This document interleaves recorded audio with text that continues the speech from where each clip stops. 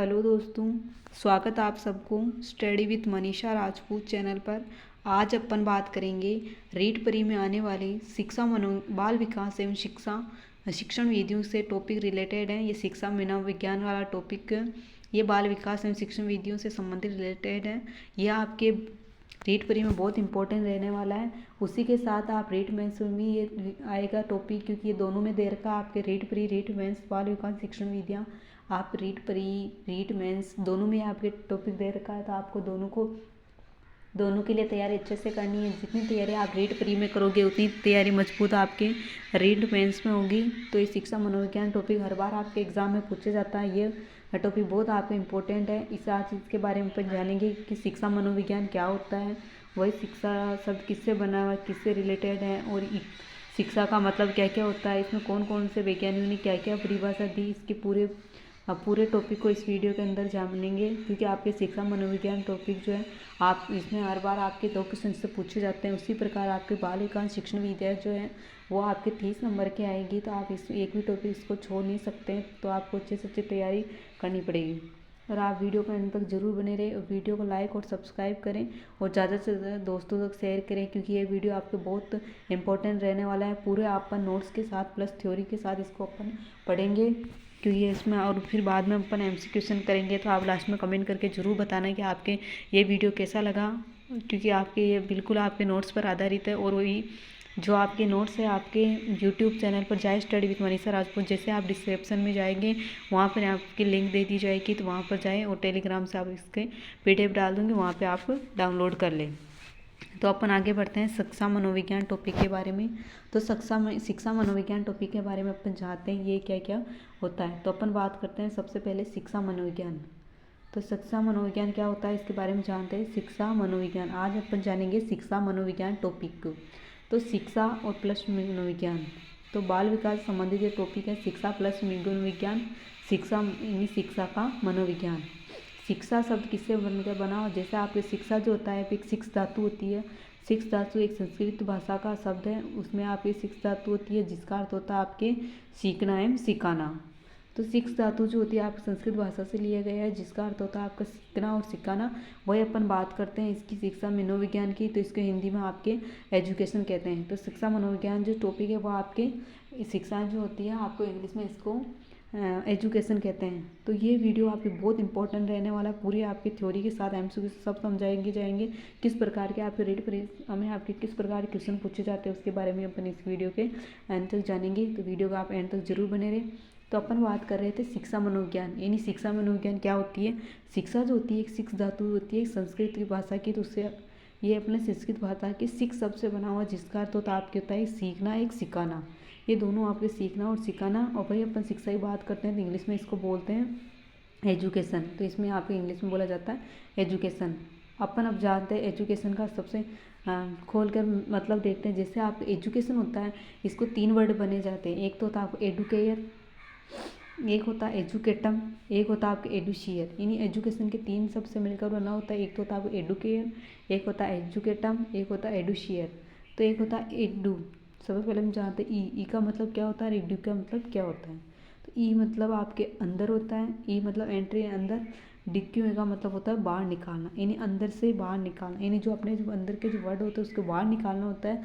उसका मतलब आपकी शिक्षा होता है। शिक्षा जो होती है आपके इंग्लिश वर्ड से बना है, जिसका अर्थ होता है एजुकेशन। एजुकेशन आपके 3 मेन रूप से बने होते हैं। जैसे एक तो होता है एडुशियर, एक एजुकेटम, एक एजुकेट केयर होता है। तो ये आपके एजुकेशन 2 वर्ड से बना होता है। एक होता है ई से और डिक्यू यानी बाहर निकालें, अंदर के जो वर्ड होते हैं बाहर निकालना होता है। इसका तो अर्थ होता है शिक्षा मनोविज्ञान का जो अर्थ होता है वो आपके मूल रूप से ये अर्थ माना जाता है, यानी अंदर के वर्ड बाहर निकालना। आप पूरी थ्योरी आपको समझाई जाएगी। ये बहुत आपको इंपॉर्टेंट रहने वाली है रीट परी में, क्योंकि जितनी तैयारी आप रीट परी की करोगे उतनी तैयारी आपके मजबूत रीट मेंस की होगी। ये नोट्स आपके बिल्कुल करेक्ट मैंने हाथों से तैयार किए हैं और इससे आप एक भी क्वेश्चन बाहर नहीं जाएगा। आगे बात करते हैं अपन अर्थ क्या होता है इसका। बालक की अंतर्निहित, यानी अर्थ के बारे में जानते हैं। बालक की अंतर्निहित योग्यताओं को बाहर निकाल उसके सर्वांगीण विकास करना, यानी शिक्षा का मतलब होता है कि बालक की अंतर्निहित जो योग्यताएं होती है उसको बाहर निकाल कर और उसका सर्वांगीण विकास करना होता है। बाहर निकाल अंतर की जो योग्यताएं होती हैं उसको बाहर निकालते हैं, तो उसको अपन अर्थ को अपन कहते हैं इसको बालिकाई यानी स्वामी का विकास होता है उसको अपन शिक्षा कहते हैं। उसी प्रकार आगे देखते हैं शिक्षा की प्रक्रिया यानी शिक्षा की कौन कौन सी प्रक्रियाएं होती है। तो शिक्षा की 2 प्रक्रियाएं मानी जाती हैं। एक जो होती है आपने प्राचीन शिक्षा प्रक्रियाएं जो प्राचीन में अपनाई जाती है, आधुनिक शिक्षा प्रक्रियाएं जो अभी अपनाई जाती है।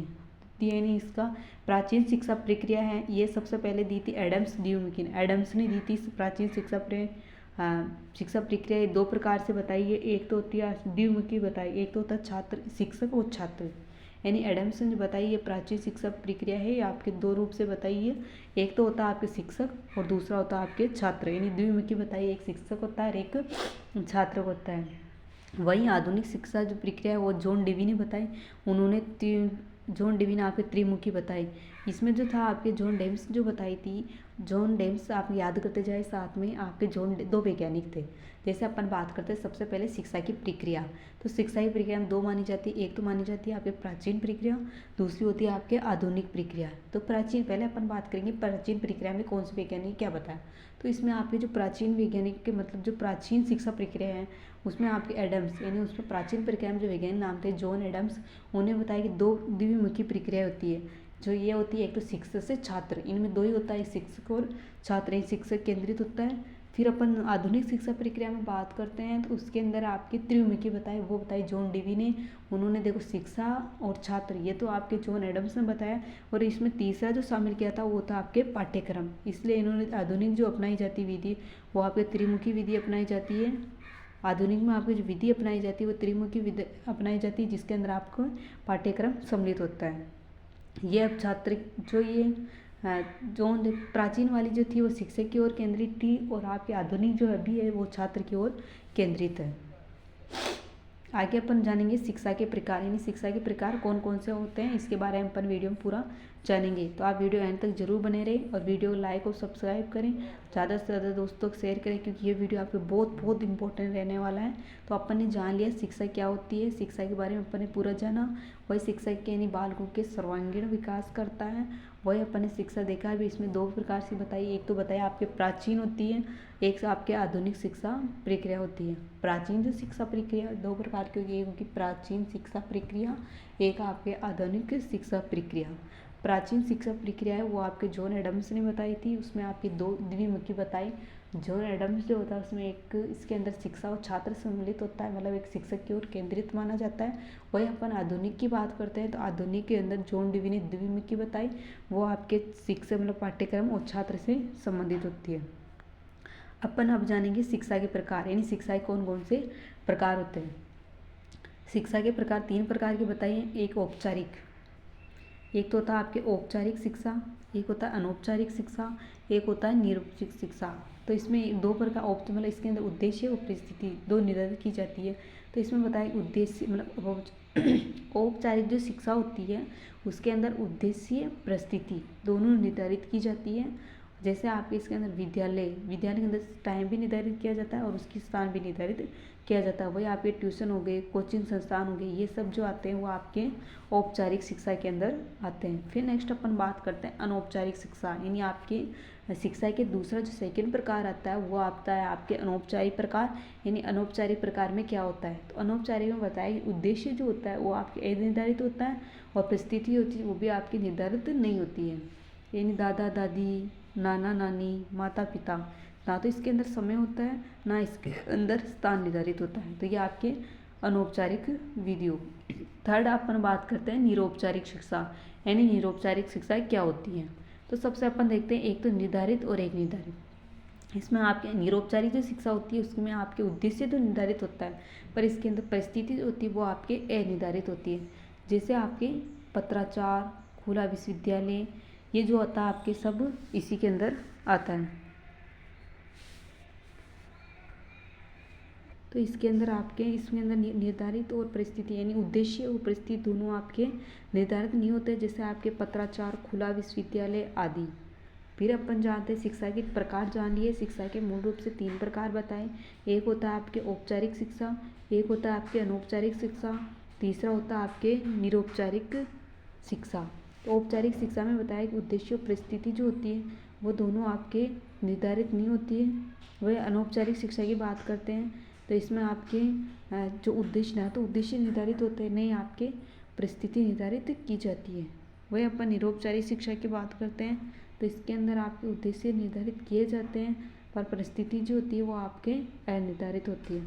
तो अपन ने आज शिक्षा के प्रकार के बारे में देख लिया। वही अपन ने शिक्षा की प्रक्रिया 2 प्रकार की जान ली, प्राचीन और आधुनिक। और अपन नेक्स्ट देखेंगे शिक्षा की कौन कौन सी विशेषताएं होती है।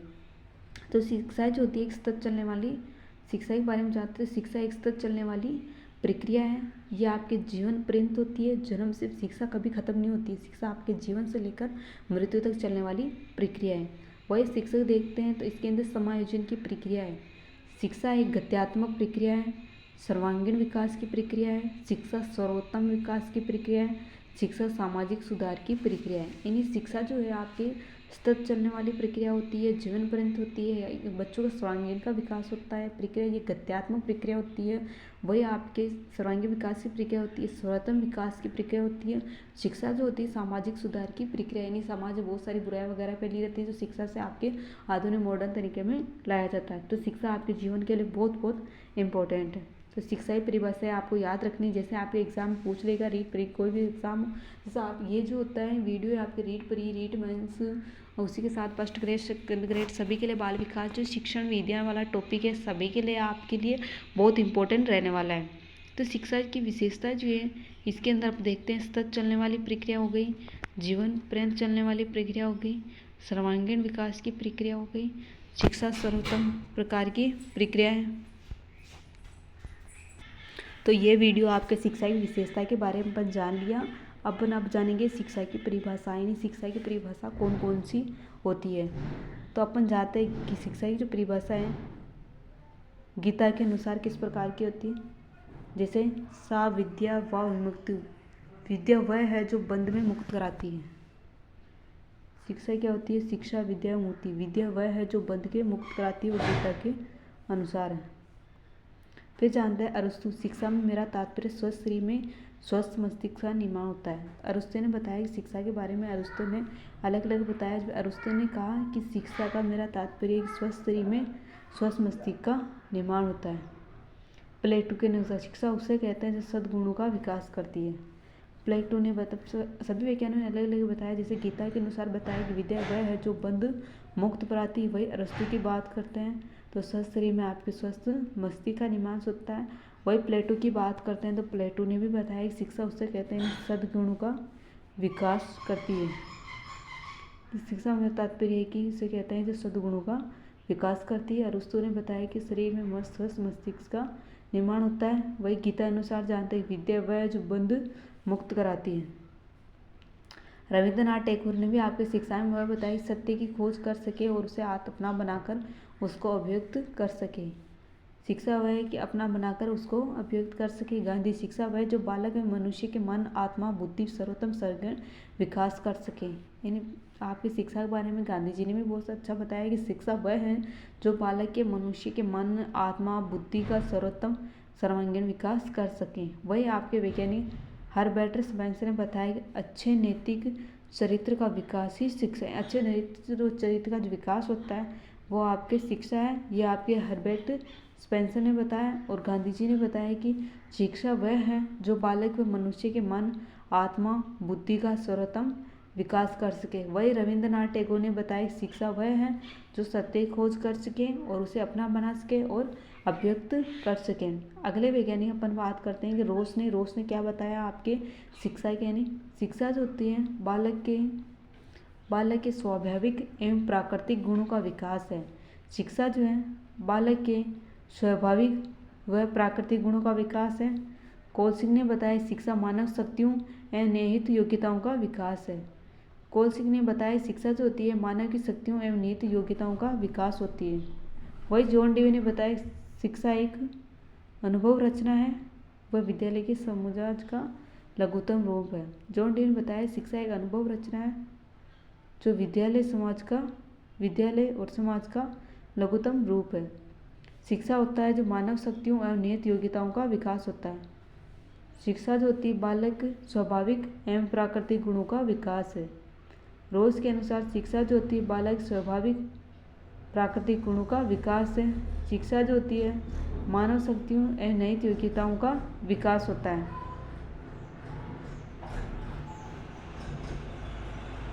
आगे अपन जानते हैं तो विद्यालय में समाज गुण का लघुत्तम रूप है। शिक्षा मानव शक्तियाँ नीति योग्यताओं का विकास है।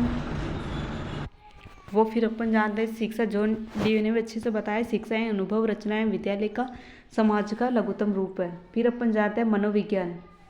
मनोविज्ञान के बारे में जानते हैं। मनोविज्ञान जैसे नेक्स्ट बात करते हैं मनोविज्ञान। पहले अपन शिक्षा के बारे में जान लें, अपन अब जानेंगे साइकोलॉजी के बारे में। दर्शन शास्त्र एक ऐसी शाखा मानसिक दर्शन के अंतर्गत पढ़ा जाता है। मनोविज्ञान जो होता है आपके दर्शन शास्त्र की एक शाखा है जो मानसिक दुर्बल दर्शन के अंदर पढ़ा जाता है। मनोविज्ञान का जनक किसे कहते हैं? तो मनोविज्ञान का जो जनक है वो आपके अरिस्टो को कहा जाता है। वही अपन बात करते हैं मनोविज्ञान की जननी। तो मनोविज्ञान की जननी आपके दर्शन शास्त्र को कहा जाता है। मनोविज्ञान का जनक जो कहा जाता है वो आपके अरिस्टो को कहा जाता है। मनोविज्ञान की जननी जो होती है वो आपके दर्शन शास्त्र को कहा जाता है। दर्शन शास्त्र एक सी शाखा जो मानसिक दर्शन के अंतर्गत पढ़ा जाता है। रुडोल्फ गोल्की ने अपनी पुस्तक साइकोलॉजी में 1590 में से मनोविज्ञान शब्द का प्रयोग किया। मनोविज्ञान शब्द का जो प्रयोग किया था वो साइकोलॉजी 1590 में सर्वप्रथम मनोविज्ञान शब्द का प्रयोग किया था। साइकोलॉजी तो आपके ग्रीक भाषा के लैटिन भाषा से बना है। साइकोलॉजी किससे बना था? लैटिन भाषा के ग्रीक भाषा शब्द से बना है। और रुडोल्फ गोल्की अपनी पुस्तक अपनी पुस्तक साइकोलॉजी में 1590 में किया था। ये मनोविज्ञान शब्द का प्रयोग किया। मनोविज्ञान की जननी है वो आपके दर्शन शास्त्र को कहा जाता है। वही मनोविज्ञान का जनक जो है वो आपके अरिस्टो को कहा जाता है।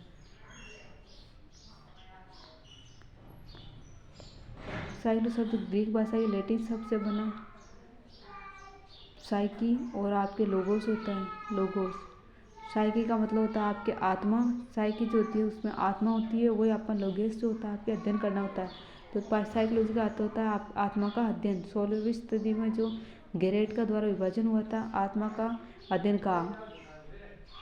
अभी को उसने बताया मनोविज्ञान का भूतकाल बहुत लंबा है परंतु इतिहास बहुत छोटा है। वैज्ञानिक बताए मनोविज्ञान का भूतकाल बहुत लंबा है परंतु इसका जो इतिहास है बहुत छोटा है।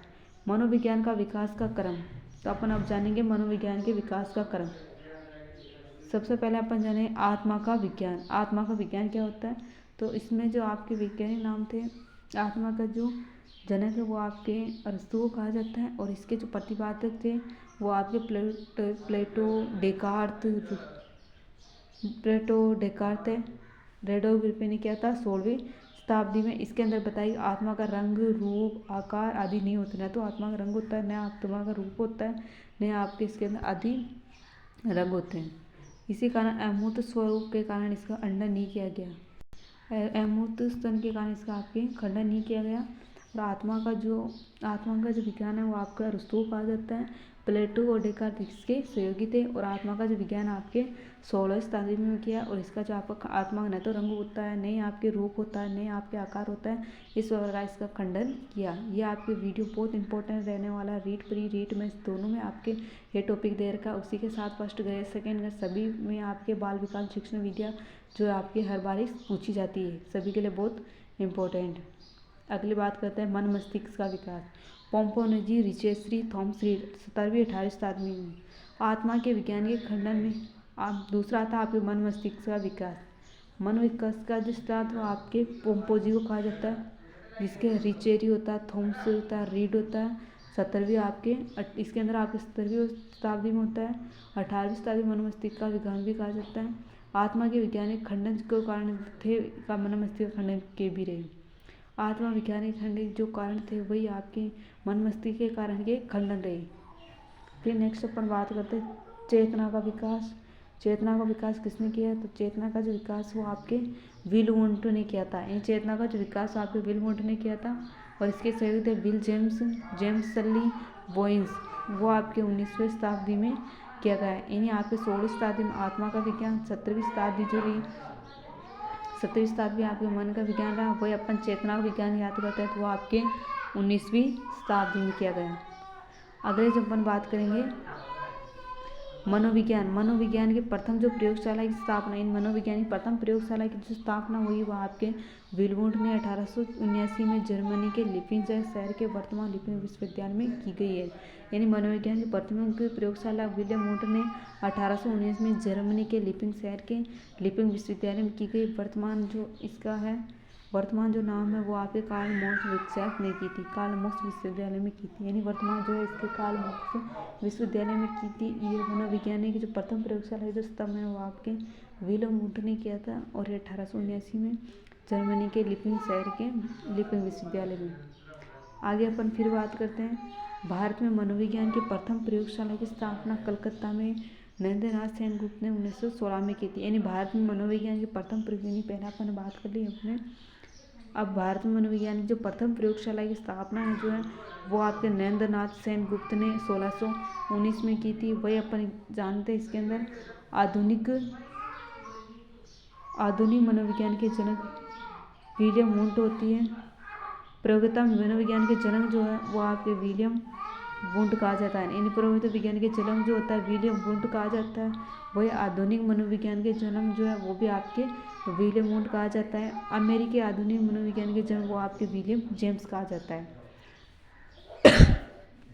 तो अपन पूरे वीडियो इसके अंदर जानेंगे। ये वीडियो आपको बहुत इंपॉर्टेंट रहने वाला है, रिट मेंस और रिटर्न, तो वीडियो एंड तक जरूर बने रहे। मनोविज्ञान ने 1880 में स्वतंत्र विषय का दर्जा प्राप्त हुआ। यानी बताया कि मनोविज्ञान में 1880 में स्वतंत्र विषय का दर्जा प्राप्त हुआ। विलियम जेम्स ने बताया कि प्रिंसिपल ऑफ साइकोलॉजी चेतना का प्रशंसा की। तो इसमें प्रिंसिपल ऑफ साइकोलॉजी चेतना की प्रशंसा की। मनोविज्ञान को 1880 में स्वतंत्र विषय का दर्जा दिया गया। और अमेरिकी आधुनिक मनोविज्ञान के जनक जो थे वो आपके विलियम जोन्स थे। मनोविज्ञान का जनक आपके अरिस्टोटल कहा जाता है। वह मनोविज्ञान की जननी जो होता है आपके दर्शन शास्त्र को कहा जाता है। और इससे फिर अपन बात करते हैं विलियम मैकडूगल। इन्होंने बताया आउटलाइन ऑफ साइकोलॉजी, चेतना शब्द की जो आलोचना की थी वो उस बुक का जो नाम था वो था आउटलाइन ऑफ साइकोलॉजी। यानी आउटलाइन साइकोलॉजी विलियम मैकडूगल ने इसमें बताया चेतना शब्द की आपके आलोचना की थी। वीडियो अच्छा लगे तो प्लीज़ लाइक करें और ज़्यादा दोस्तों से कहें और धन्यवाद। कल अपन जो आपके पूरा अधूरा जो वीडियो है अपन कल उसके जानेंगे। आज अपन पार्ट 1 में बात कर ली और कल अपन पूरे पार्ट 2 में पूरे शिक्षा मनोविज्ञान के टॉपिक को पूरा अपन जान लेंगे। धन्यवाद।